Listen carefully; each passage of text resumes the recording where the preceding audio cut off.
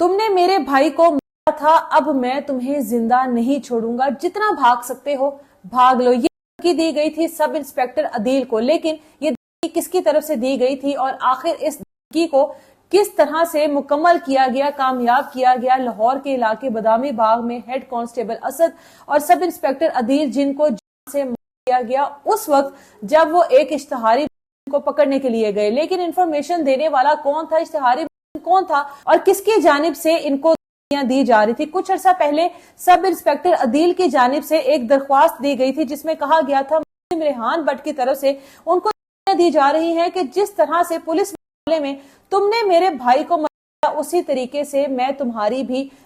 यानी कि फैमिली वालों को इस बात का रंज था कि फैजान भट्ट जो कि रेहान भट्ट का भाई है, उसको पुलिस मुकदमे में, सीसीडी पुलिस मुकदमे में मुबैना तौर पर किया गया था और ये दुख जो है वो घर वाले बर्दाश्त नहीं कर सके थे। अब जो रेहान भट्ट और फैजान भट्ट के वालिद हैं, वो पुलिस को ये कहते थे कि मेरी औलाद मेरे कहने में नहीं है, जिस तरह ही मेरे बच्चे मुझसे मिलने के लिए आएंगे, यानी कि रेहान भट्ट जो कि अब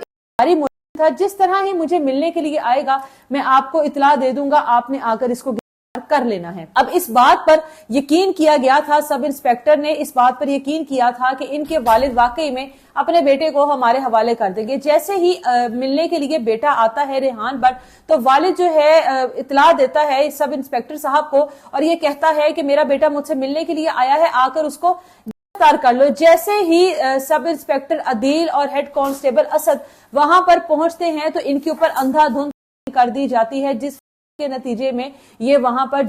हो जाते हैं, जिसके नतीजे में ये इस दुनिया से रुखसत हो जाते हैं। अब ये वो दुनिया थी जो कि इनको पहले से दी जा रही थी, लेकिन गलती ये हुई कि वालिद के ऊपर भरोसा किया, जो वालिद खुद इस दुख में था कि पुलिस के मुबैना में जिस तरीके से मेरे बच्चे को मारा गया वो एक गलत तरीकाकार था, यह मेरे बच्चे को नाजायज गया। यकीनन वालिदैन को ऐसा लगता होगा कि उनके बेटे फैजान को गलती से या किसी ऐसे गुनाह की सजा मिली हो जो कि उसने नहीं किया था। उसके बाद ये दोनों जो जिनके पास जदीद था, ये वहां से फरार हुए। एक रिक्शे में एक आम शहरी ने इनका पीछा किया, लेकिन एक ट्रैफिक वार्डन ने उसको रोक लिया हेलमेट ना होने की वजह से, जिसकी वजह से वो रिक्शा जिसमें ये सवार थे दोनों, वो रिक्शा आंखों से ओझल हो गया। लेकिन यहां पर भी कहानी खत्म नहीं हुई। उसके बाद ये लोग न्याजी अड्डे की तरफ जाते हैं और न्याजी अड्डे के पास भी पुलिस की नफरी मौजूद होती है और वहां पर उनके ऊपर भी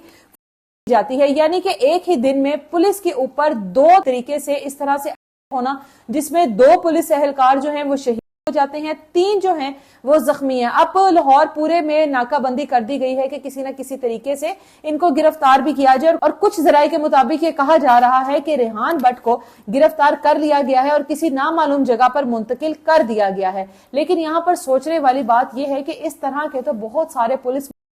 हुए, इस तरह की बहुत सारी चीजें हुई। अगर हर कोई इस तरह से उठने लग जाएगा कि हमारे किसी प्यारे को नाजायज पुलिस में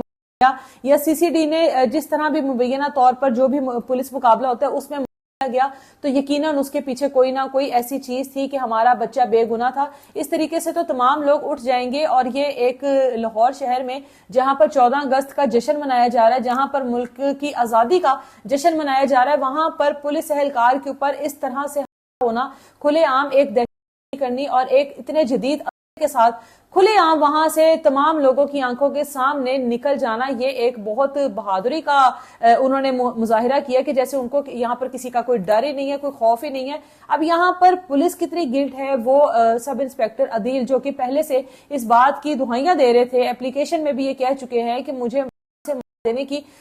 दी जा रही है महज एक सीसीडी मुबैना पुलिस मामले की वजह से और जान। और उसके बाद जिस तरह से वालिद ने ट्रैप किया पुलिस एहलकार को, इन